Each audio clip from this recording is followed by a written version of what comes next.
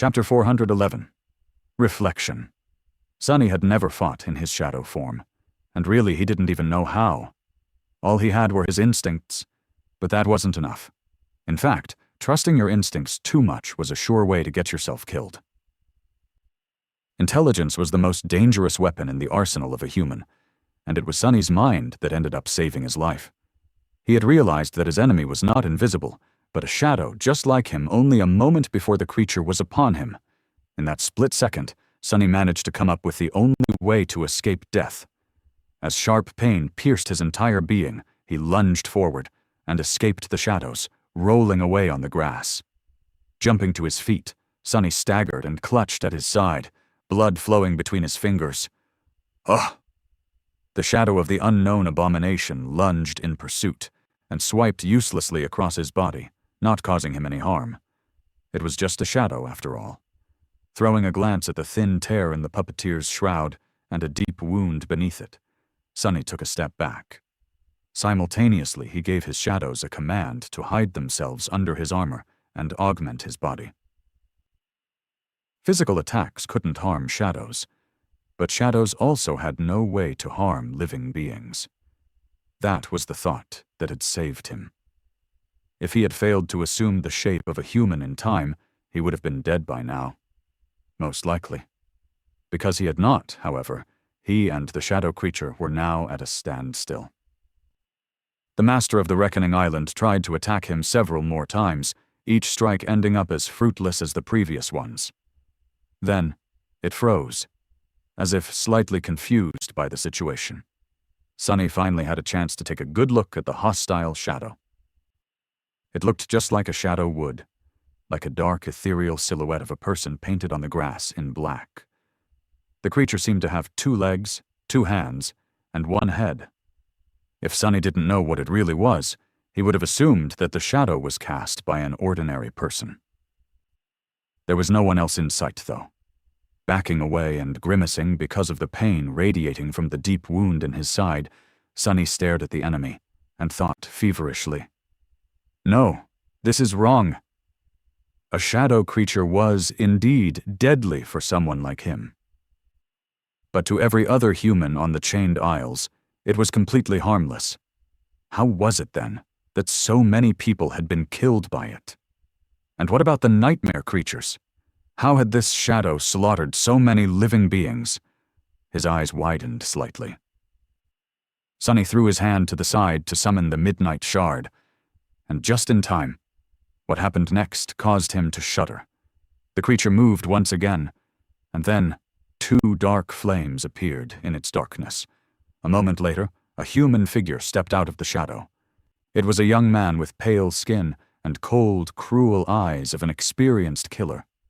A spark of madness burned in their depths. The stranger had black hair and was wearing a light armor made out of soft silk and black, lusterless leather. In his hands, the apparition was holding a long, slightly curved blade of an austere tachi. Sunny felt fear grip his heart as he recognized the face in front of him. Of course he did.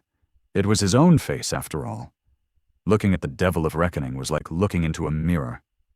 That's, since when was I so scary? Sunny recoiled in shock. What the hell are you? The apparition mimicked his expression, then opened its mouth. Its lips moved, however. There was sound, as if the abomination was mute. Sunny had no problem reading its lips, though. What the hell are you? What is going on?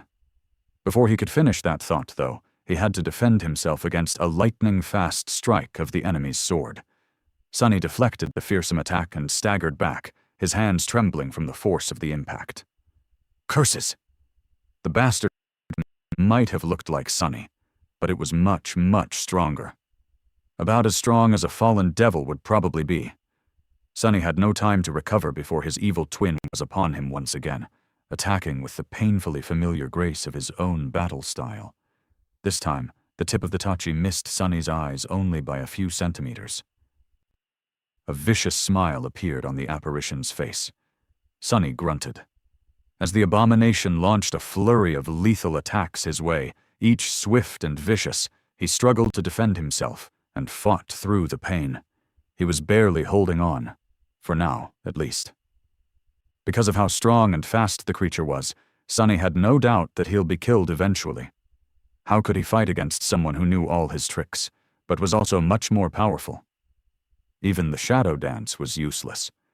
What was the point in trying to mirror the style of an opponent who had stolen his technique from Sonny himself? The situation did not look good at all, especially because blood was still streaming down Sonny's torso. Between two strikes, he dashed back and pierced the apparition with a furious gaze. "You poor bastard. Of all the faces out there, you just had to choose mine? Fool, couldn't you have chosen someone, I don't know, taller?" Internally, though, he couldn't help but think, "Not gonna lie, the evil version of me looks sort of awesome. Am I really this dashing in real life?" Sonny didn't really know how to feel about this. He wasn't, of course, trying to speak to the creature because he wanted to chat. He was just trying to distract it while Saint was drawing her bow. A moment later, a black arrow whistled in the air, aimed at the devil's heart.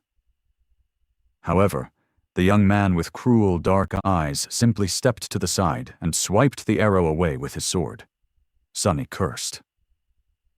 He became really despondent, though, only a moment later, when a sudden ripple spread through the bizarre creature's body. In a blink of an eye, the apparition changed. Its face suddenly became white as alabaster and inhumanly beautiful, with ruby eyes, high cheekbones, and full lips. The soft fabric of its armor turned black as onyx and hard as stone. The shape and height of its body changed too. Before Sonny could even react, he wasn't facing his own reflection anymore. Instead, he was facing Saint's. Crap!